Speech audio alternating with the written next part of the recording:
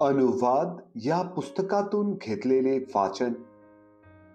मोशे लोकांस म्हणाला, आता अहो इस्रायल लोक हो, जे विधी व नियम मी तुम्हाला शिकवित आहे ते पाळावे म्हणून तुम्ही ते ऐकून घ्या, म्हणजे तुम्ही जिवंत राहाल आणि तुमच्या पूर्वजांचा देव परमेश्वर तुम्हाला जो देश देत आहे त्यात प्रवेश करून तो वतन करून घ्याल.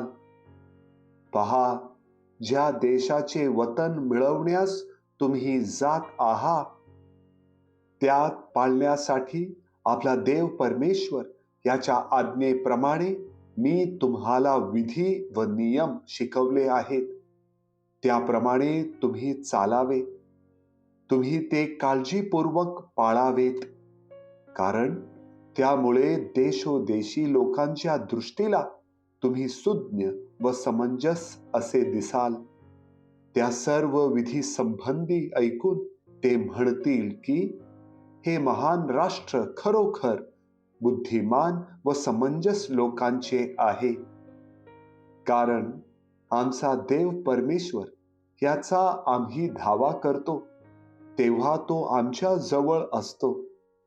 ह्याच्या सारखे देव जवळ असणारे महान राष्ट्र दुसरे कोणते आहे? हे सारे नियमशास्त्र मी आज तुम्हाला देत आहे. त्यातल्या सारखे यथार्थ विधी व नियम असणारे महान राष्ट्र दुसरे कोणते आहे?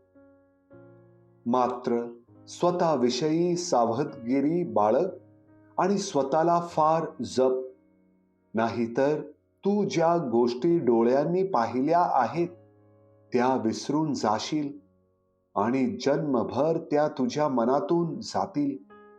तू आपल्या पुत्र पौत्रांना त्याची माहिती द्यावी. प्रभूचा शब्द. देवाला धन्यवाद.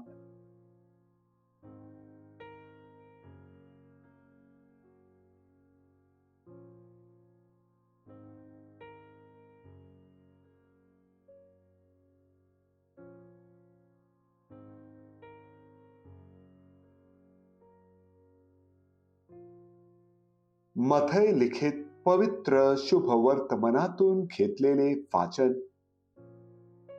येशू आपल्या शिष्यांना म्हणाला, नियमशास्त्र किंवा संदेष्ट्यांचे ग्रंथ रद्द करावयास मी आलो आहे असे समजू नका.